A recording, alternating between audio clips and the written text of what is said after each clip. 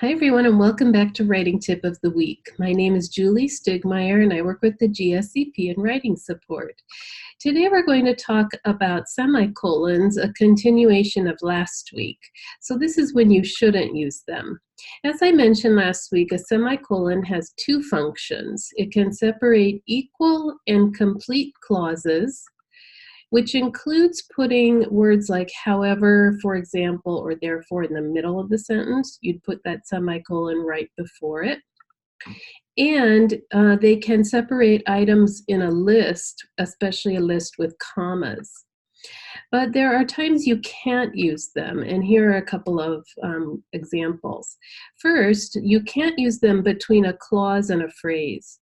So since I said they have to be equal and complete sentences. And here we have an example where Dawn went jogging one afternoon. That's fine. That's a complete sentence. We have a subject and a verb and an object.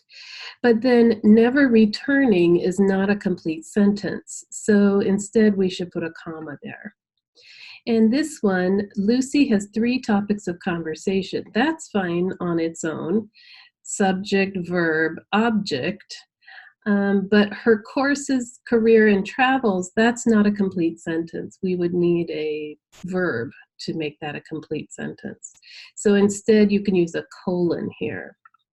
Next, you can't use semicolons between dependent and independent clauses.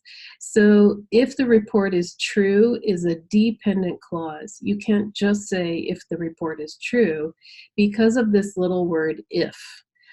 That makes it dependent on this clause. So instead, you should use a comma. And same here, when we heard about the final decision, which really surprised us. We couldn't just have which really surprised us on its own. Let's practice. I went to the grocery store today. I bought a ton of fruit. Is this right or wrong? This is correct. We have 2 equal and independent clauses. How about this one? We took a detour, the reason being that the bridge was under construction. This one's incorrect because the reason being that the bridge was under construction is a verb phrase. It's I guess a relative clause that is not a complete sentence. But instead, we can just add a comma and that works.